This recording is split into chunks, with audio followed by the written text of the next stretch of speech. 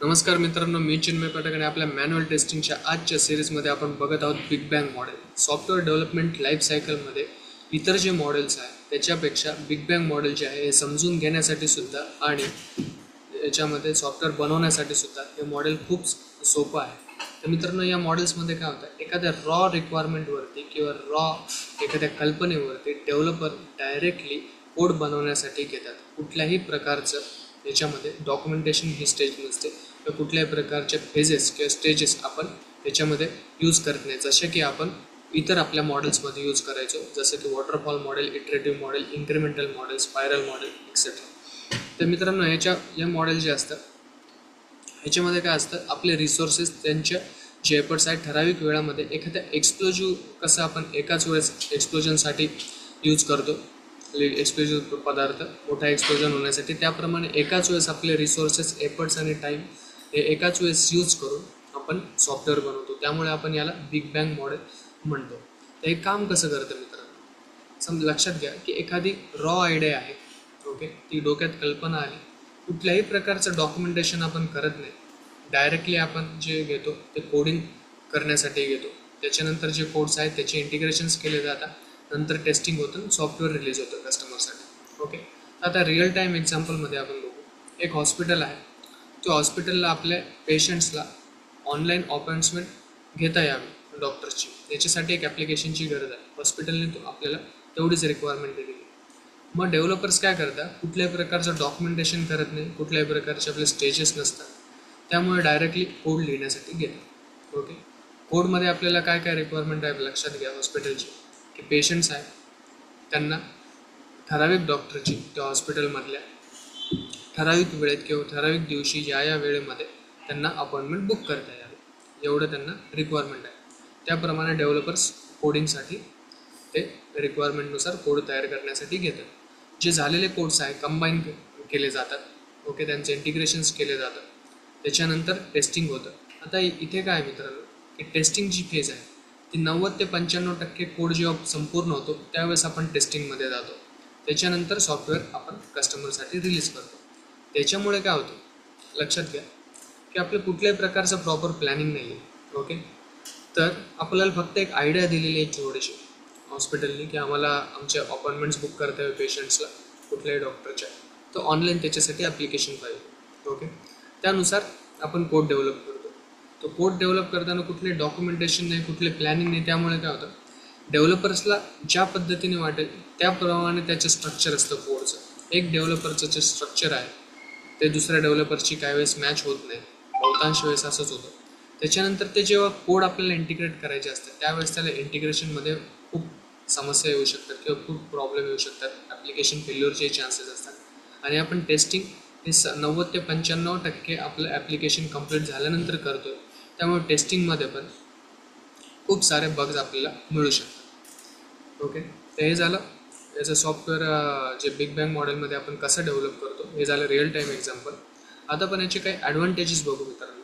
या मॉडेलचे काय, क्विक स्टार्ट करू शकतो आपण. म्हणजे काय, आपल्याला प्लॅनिंगमध्ये, त्याच्यानंतर आपल्याला डॉक्युमेंटेशनमध्ये, डिझाईनमध्ये आपल्याला वेळ घालवण्याची गरज नसते. आपण डायरेक्टली कोड या मॉडेलमध्ये स्टार्ट करतो. डिझाईन जी फेज आहे ती आपण कोडिंगबरोबरच सायमल्टेनियसली करत असतो. त्यामुळे आपल्याला जो प्रोजेक्टचं काम आहे ते लवकर स्टार्ट करता येतं इतर बाकीच्या मॉडेल्सच्या तुलनेमध्ये. फ्लेक्झिबल आहे मॉडेल. फ्लेक्झिबलमध्ये कशासाठी फ्लेक्झिबल आहे, तर रिक्वायरमेंटसाठी. कस्टमरकडनं रिक्वायरमेंट कधीही तुम्ही ॲक्सेप्ट करू शकता. जसं की आता आपण जे रिअल टाईममध्ये एक्झाम्पल बघितलं की हॉस्पिटलचं, त्यांना सुरुवातीला एवढीच रिक्वायरमेंट होते हॉस्पिटलला की ते त्यांचे पेशंट जे आहे ऑनलाईन ॲप्लिकेशन्सद्वारे आपल्याला अपॉइंटमेंट बुक करू शकतो. पण त्याच्यानंतर त्यांची अजून दुसरी एक रिक्वायरमेंट त्यांनी दिली सॉफ्टवेअर थोडं डेव्हलपमेंटच्या प्रोसेसमध्ये असताना, की त्यांची अशी रिक्वायरमेंट परत आली की जर पेशंटनी आपल्या सॉफ्टवेअर यूज करून जर अपॉइंटमेंट बुक केली तर पेशंटलासुद्धा रिवर्ट जावं, पेशंटलासुद्धा मेल किंवा SMS जावं की तुमची अपॉइंटमेंट या दिवशी या वेळेसाठी बुक झालेली आहे. ही दुसरी रिक्वायरमेंट दिली. या मॉडेलमध्ये आपण रिक्वायरमेंट फ्लेक्सिबल असल्यामुळे हे मॉडेल आपण रिक्वायरमेंट ॲक्सेप्ट करतो, त्यानुसार पुन्हा आपण डिझाईन वगैरे करण्यासाठी घेतो आणि त्याप्रमाणे आपण कोड स्टार्ट करतो लगेच लिहिण्यासाठी. त्याच्यानंतर परत काही दिवसांनी किंवा काही प्रोसेस झाल्यानंतर प्रोग्रेस झाल्यानंतर आपल्याला हॉस्पिटलची परत रिक्वायरमेंट येते की जे पण पेशंट्स आहेत त्यांना अपॉइंटमेंटच्या आदल्या दिवशी एक रिमाइंडर मेसेज किंवा रिमाइंडर मेल जावा, उद्या हॉस्पिटलची या वेळेत या दिवशी तुमची अपॉइंटमेंट आहे असं.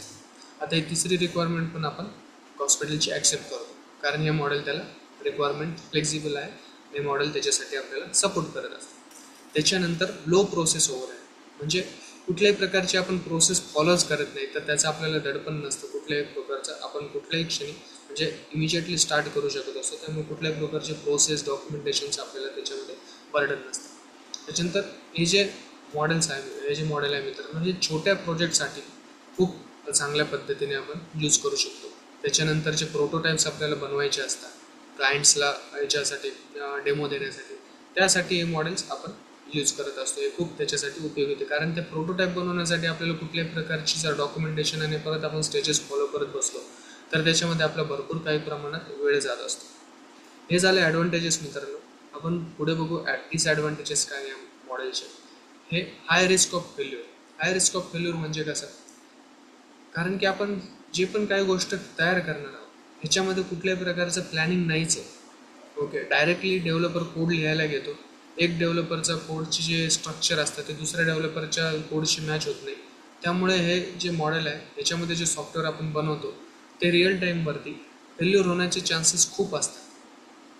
त्याच्यानंतर टेस्टिंग हॅपन्स लेट. जसं मी तुम्हाला सांगितलं की 90 ते 95% संपूर्ण कोड तयार झाल्यानंतर आपलं टेस्टिंग होतं. त्यामुळे जे पण आपल्याला बग्स वगैरे दिसतात ते आपण अर्ली स्टेजेसमध्ये फाइंड आउट नाही करू शकत, ज्या टेस्टिंगच्या फेजमध्येच आपल्याला फाइंड आउट होतं. त्यामुळे आपल्याला मल्टिपल म्हणजे मॅक्झिमम बग्स येण्याचे किंवा सापडण्याचे चान्सेस त्या ॲप्लिकेशनमध्ये असतात. त्याच्यानंतर इंटिग्रेशन इश्यू. जसं आपण मागच्या काही सेकंदांपूर्वी बघितलं की आपण जे हॉस्पिटलचं रिअल टाईममध्ये आपण जे एक्झाम्पल घेतलं, जे आपण हॉस्पिटलचं ॲप्लिकेशन्स बनवलं आहे त्याच्यामध्ये रिक्वायरमेंट्स तर हॉस्पिटलने वेगवेगळ्या दिल्या.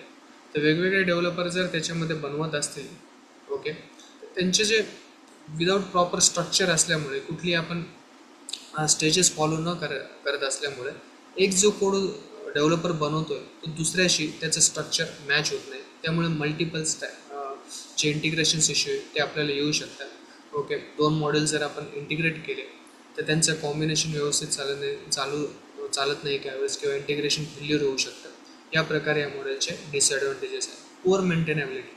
याचं एक एक्झाम्पल तुम्हाला द्यायचं झालं तर आपलं कपाट असतं मित्रांनो. ओके, प्रत्येकाच्या घरी कपाट असतं. त्याच्यामध्ये जर आपण नीट घड्या फोल्ड करून ठेवले कपडे, ओके, तर ते आपल्याला व्यवस्थित दिसतात. पण एक इमॅजिन करा की आपण कपाटात जे कपडे ठेवले ते कुठल्याही प्रकारचे आपण फोल्ड्स वगैरे करून नाही ठेवले, ते जसे आले तसे आपण फक्त आतमध्ये टाकलेले. ओके, याच्यामध्ये आता एक इमॅजिन करा की तुम्हाला त्याच्यातून एक पर्टिक्युलर शर्ट आणि एक पर्टिक्युलर पॅन्ट काढायची, ती तुम्हाला शोधायला किती कठीण आहे. त्याच्यानंतर एखादे जर त्यांना तुम्हाला नवीन एखादा शर्ट किंवा एखादे पॅन्ट तुम्हाला टाकायचे आतमध्ये, तुम्हाला ठेवण्यासाठी किती त्याच्यामध्ये त्रास होतो. याप्रमाणे पुअर मेंटेनॅबिलिटी असते. म्हणजे काय की आपला जो कोड असतो तो प्युअरली स्ट्रक्चर्ड नसतो, एकदम मेसी स्वरूपाचा असतो. त्यामुळे आपल्याला नवीन काही फंक्शनलिटी ॲड करायची किंवा अपडेट काही करायचं आहे तर त्याच्यामध्ये आपल्याला जे मेंटेन करण्यासाठी त्रास होतो.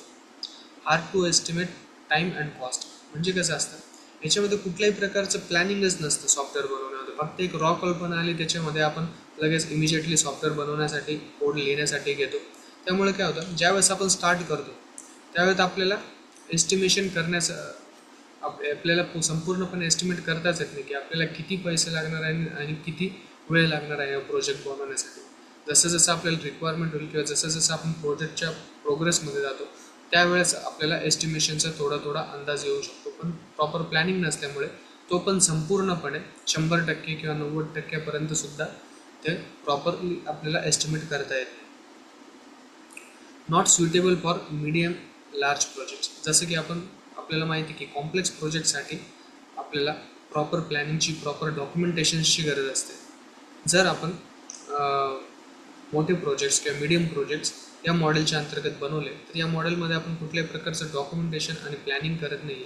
त्यामुळे कॉम्प्लेक्सच्या फंक्शनॅलिटी ते आपल्याला डेव्हलप करण्यासाठी खूप काही प्रमाणात प्रॉब्लेम येऊ शकतात.